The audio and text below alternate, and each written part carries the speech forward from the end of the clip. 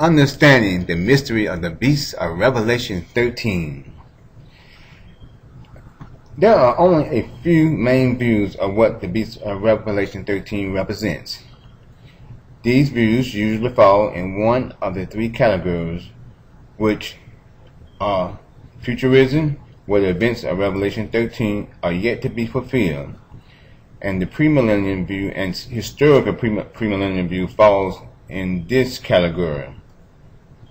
Then there's preterism, where all the prophecy of Revelation is already fulfilled. It was fulfilled in 70 AD. Then there's partial preterism, where there is already fulfilled prophecy and prophecy yet to be fulfilled. The amillennial and postmillennial views fall in this category. What we want is to properly divide the word by using a good method. I believe first we must recognize that the Bible's objective is about the Spirit. If we do not recognize this, we cannot get a good understanding of Scripture.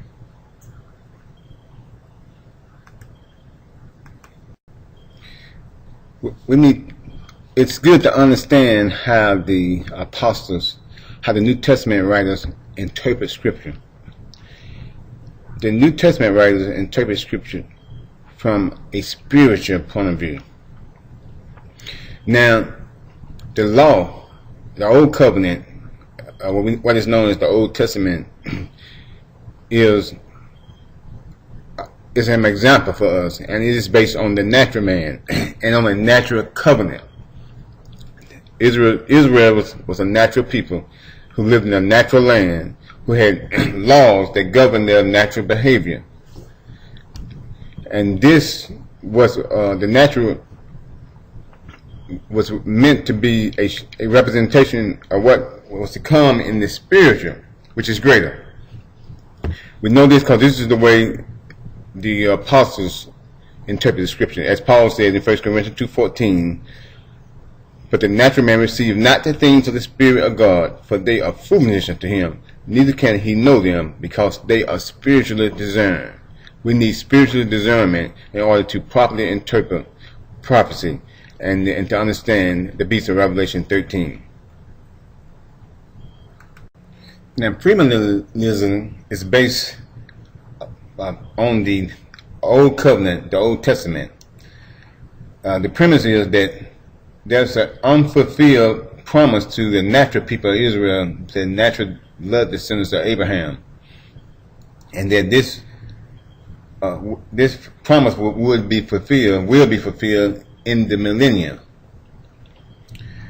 Herman A. Hart, in his defense of the dispensation of premillennialism, in the book The Meaning of the Millennium, 4 views stated, premillennialism is found principally on interpretation of the Old Testament. If interpreted literally, the Old Testament gives a clear picture of the prophetic expectation of Israel.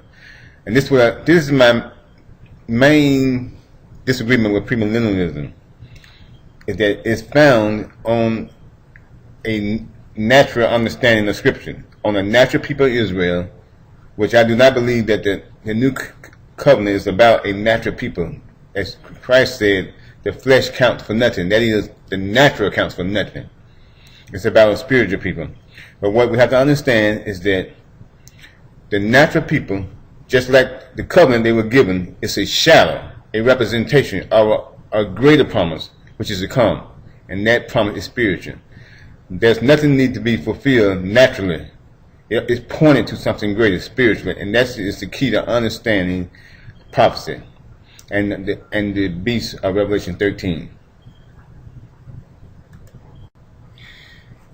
This was the point that Paul was making to the Hebrews, that the law, which they had inherited from Moses, is a shadow, and it was only a representation of what is to come. It is not what the image of the thing to come. It was not the thing itself, but it's a shadow, a representation of the thing.